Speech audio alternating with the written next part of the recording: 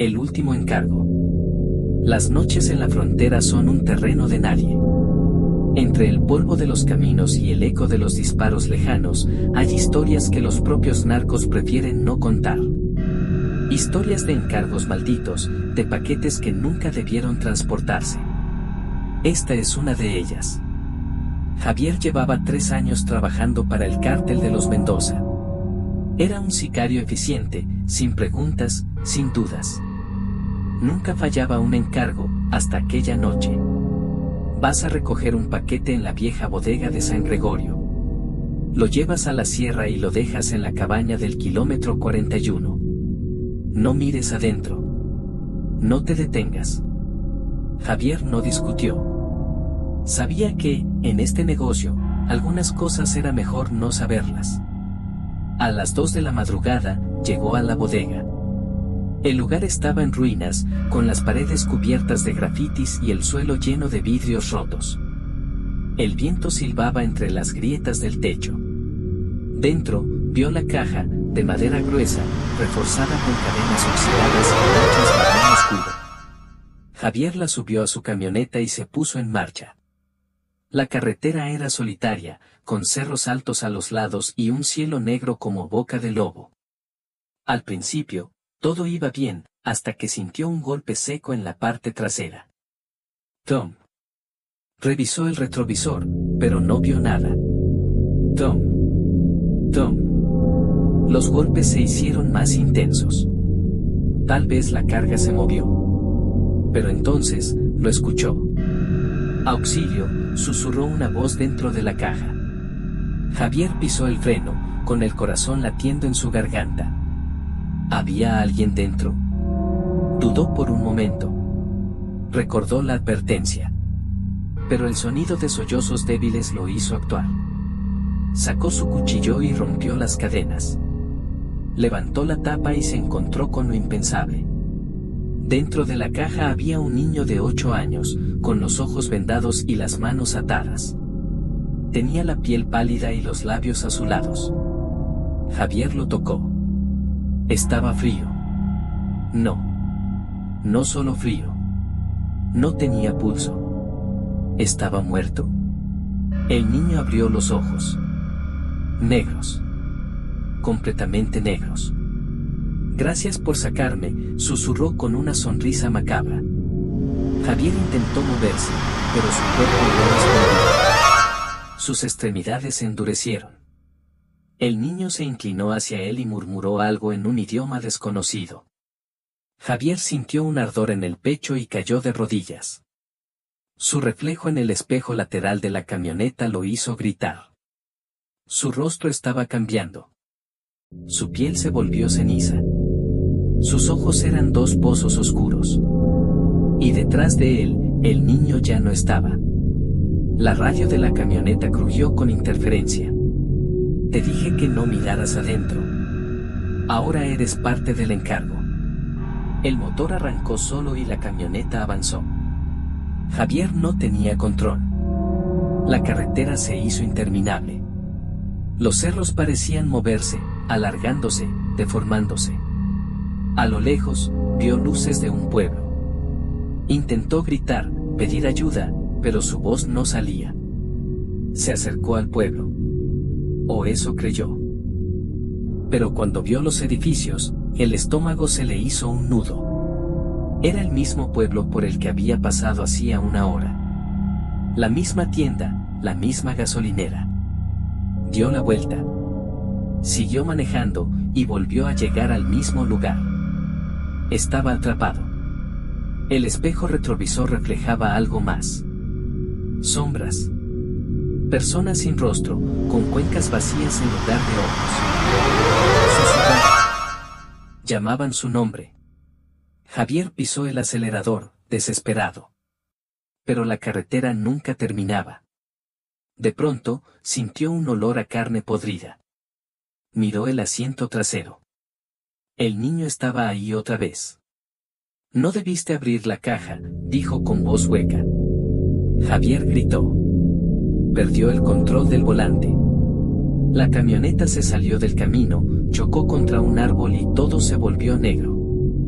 Días después, los narcos buscaron a Javier. Nunca encontraron su cuerpo. Pero las historias comenzaron. Cerca de la sierra, algunos han visto una camioneta negra recorriendo la carretera en la madrugada. Dicen que el conductor no tiene rostro. Dicen que si lo miras a los ojos, él te entrega la caja. Y si la abres, toma su lugar. Si alguna vez viajas por esos caminos y ves una camioneta negra acercándose, no la sigas. No la mires. Y sobre todo, no te detengas.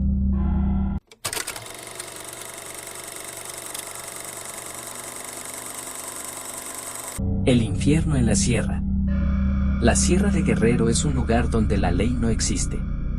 Los caminos están marcados por las huellas de camionetas blindadas y el aire huele a pólvora y muerte. Se dice que en lo más profundo de esas montañas hay un lugar al que llaman el infierno. No aparece en los mapas, y los pocos que han escapado de ahí dicen que es peor que cualquier pesadilla. Carlos, un joven de 20 años, había llegado a ese sitio sin quererlo. Todo comenzó con una oferta. El reclutamiento. Carlos trabajaba en una obra de construcción cuando 3 hombres llegaron en una camioneta negra. ¿Quieres ganar buen dinero?, preguntó uno de ellos, un tipo con una cicatriz en la mejilla. Decían que era fácil, cuidar una bodega en la sierra, vigilar que nadie se acercara. Carlos dudó, pero el dinero era demasiado bueno. 10,000 pesos a la semana. Sin pensarlo mucho, subió a la camioneta. Los llevaron por un camino polvoriento durante horas, hasta llegar a un rancho rodeado de cerros. Había varias bodegas y un olor pesado en el aire, un olor a carne quemada. Ahí comenzó el verdadero terror. El trabajo macabro. Carlos y otros 5 hombres fueron llevados a una bodega enorme. Adentro, el suelo estaba manchado de sangre seca y las paredes tenían marcas de garras, como si alguien hubiera intentado escapar. Un jefe de rostro sombrío, al que llamaban el Flaco, les habló con frialdad. Aquí no hay segundas oportunidades. O trabajan, o terminan como los que están allá afuera. Se miró una cosa roja, donde el fuego nunca se apagaba. Carlos vio los cuerpos quemándose, algunos aún con carne pegada a los huesos. No eran animales. Eran personas. Los elegidos para morir. Los nuevos reclutas recibieron rifles oxidados y los pusieron a vigilar. Pero pronto entendieron la verdad. Cada semana, los jefes elegían a uno de los reclutas y lo llevaban a la bodega. Ninguno salía. Carlos comenzó a sentir el miedo en los huesos. Sabía que en cualquier momento lo escogerían a él. Hasta que, una noche, uno de los hombres intentó escapar. El castigo. Era un tipo joven, como Carlos. Logró correr entre los árboles, pero no llegó lejos. Los sicarios lo atraparon y lo arrastraron hasta la fogata. El Flaco lo miró con una sonrisa cruel. Aquí nadie se va sin pagar. Carlos vio con horror cómo lo arrojaban al fuego vivo. Los gritos resonaron en la noche, y el olor a carne quemada lo hizo vomitar. Los demás no dijeron nada. Sabían que si hablaban, serían los siguientes. La bodega de los muertos. Días después, llegó el turno de Carlos. Tú, ven para acá. Lo llevaron a la bodega principal. El suelo estaba cubierto de sangre fresca. Vio a otros reclutas atados de manos y con el brazo vacío. Eran los siguientes. Hoy nos toca desaparecer a estos cabrones, dijo el Flaco, entregándole un machete. Carlos sintió que el mundo se le venía encima. Le estaban diciendo que matara o sería el siguiente en la lista. Temblando, tomó el machete. Pero en el último segundo, corrió. Empujó a un sicario y salió de la bodega. Las balas comenzaron a volar. Se lanzó entre los árboles, corriendo como nunca. Atrás de él, los narcos lo perseguían. Pero entonces, el bosque comenzó a cambiar. Carlos escuchó susurros. Voces extrañas llamándolo. ¡Ayúdanos! Miró a su alrededor. Entre los árboles, vio sombras de personas sin rostro. Eran los muertos. Los que habían sido quemados en el rancho. De pronto, una mano fría lo tomó del brazo y lo jaló. Cayó en una zanja y quedó en silencio. Los narcos pasaron de largo, sin verlo. Cuando levantó la mirada, estaba rodeado de espectros, figuras deformadas por el fuego. ¡Corre! No mires atrás. Carlos se levantó y corrió sin parar. Los gritos de los muertos se mezclaban con los disparos de los narcos. Corrió hasta que el sol apareció en el horizonte. Había escapado. Pero las voces no lo dejaron. Carlos llegó a un pueblo cercano. Contó su historia, pero nadie le creyó. Hasta que le mostraron un periódico viejo. Ese rancho se incendió hace años. Todos los reclutas murieron ahí. No hubo sobrevivientes. Carlos negó con la cabeza. Él había estado ahí. Pero cuando fue a un espejo, su reflejo tenía los ojos oscuros. Y en su oído, una voz susurró: ahora tú eres parte del infierno.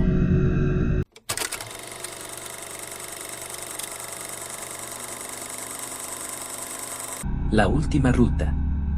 El sol se estaba poniendo cuando el Güero y Ramiro salieron de la bodega con la camioneta cargada. El trabajo era sencillo: llevar la mercancía hasta el otro lado de la sierra y volver antes del amanecer. Llevaban años en el negocio. Sabían que el camino era peligroso, pero esta vez se sentía diferente. Tengo un mal presentimiento, compa, murmuró Ramiro, encendiendo un cigarro. El Güero se rió, pero su risa sonó forzada. No seas joto, siempre dices lo mismo. Aceleró la camioneta y tomaron el camino de tierra que se perdía en las montañas. Nunca llegaron a su destino. Días después, la gente del cártel comenzó a preguntar por ellos. Nadie los había visto desde que salieron con la carga. El jefe, don Adán, estaba furioso. Encuéntrenlos. Y si robaron la mercancía, entiérrenlos. Mandó a 3 sicarios, Chato, el Rata y el Pollo. Ellos eran los encargados de limpiar los problemas. Tomaron una camioneta y siguieron la ruta. Las montañas eran peligrosas, no solo por los narcos rivales, sino por lo que se escondía en la oscuridad. Cuando llegaron al último punto conocido, vieron algo que los hizo detenerse en seco. La camioneta estaba ahí, volcada, con las luces aún encendidas. Pero no había rastro del Güero ni de Ramiro. Solo encontraron algo escrito en el polvo del parabrisas. Nosotros pagamos la deuda. Los sicarios bajaron con las armas listas. El ambiente estaba pesado, como si el aire tuviera un peso extraño. Esto no me gusta, cabrones, murmuró el Pollo. El Rata se acercó al vehículo y revisó la cabina. No había sangre. No había signos de pelea. Solo el asiento del copiloto con las marcas de unas manos que parecían de alguien que había sido arrastrado. Vamos a buscar, ordenó Chato. Caminaron entre los árboles, siguiendo las huellas en la tierra blanda. Y entonces lo escucharon. Una voz lejana, entre los árboles. ¡Ayuda! El Güero tragó saliva. Es el Güero. Pero algo estaba mal. La voz sonaba distorsionada, como si alguien la estuviera repitiendo, como un eco. No era humana. Los sicarios avanzaron, siguiendo el sonido. Después de media hora, encontraron una cabaña abandonada. Las puertas estaban abiertas. Si están aquí, vamos a sacarlos, dijo Chato, levantando su rifle. Entraron en formación, pero lo que vieron dentro les heló la sangre. El Güero y Ramiro estaban ahí, pero no estaban vivos. Sus cuerpos estaban sentados en sillas, con los ojos abiertos. Parecían haber muerto horas antes, pero sus pieles aún estaban frescas. Y lo peor, sonreían. La madre, El pollo vomitó en la esquina. Chato se acercó y tocó el cuello del güero. Estaba frío. Y entonces, el cuerpo de Ramiro se movió. Solo un poco. Apenas un ligero temblor en los dedos. Pero todos lo vieron. Vámonos de aquí, chingada madre. Dieron un paso atrás. Y la puerta se cerró de golpe. Las velas en la cabaña se encendieron solas. En las paredes había símbolos extraños, marcas de brujería. No estamos solos, susurró el rata. Y entonces habló el güero, con la misma voz distorsionada de antes. No debieron venir. Los sicarios levantaron las armas, pero sus cuerpos estaban paralizados. Ramiro y el güero se pusieron de pie de manera antinatural, con los huesos crujiendo. Don Adán pagó su deuda. Chato apretó los dientes. ¿Qué chingado significa eso? Ramiro inclinó la cabeza, y sonrió más. Él nos vendió. Para salvarse. Los sicarios se miraron entre sí. Don Adán nos había entregado. Ahora el pago es mayor. El ambiente se oscureció. Las sombras en las esquinas cobraron vida. Y los muertos se lanzaron sobre ellos. Días después, Don Adán recibió una llamada. Contestó con calma, como siempre. ¿Qué pasó? Silencio. Y luego, una voz que él conocía bien. Patrón, fallamos en la misión. Era Chato. Pero había algo raro en su voz. Sonaba hueca. ¿Dónde están? Otra pausa. Y luego, la respuesta. Aquí afuera. Don Adán miró por la ventana. Y ahí estaban. Chato. El rata. El pollo. El güero. Ramiro. Todos sonriendo. Con los ojos vacíos. Don Adán retrocedió. El teléfono aún en su oído. Nos toca llevar la siguiente carga, patrón. La llamada se cortó. Y la puerta se abrió sola.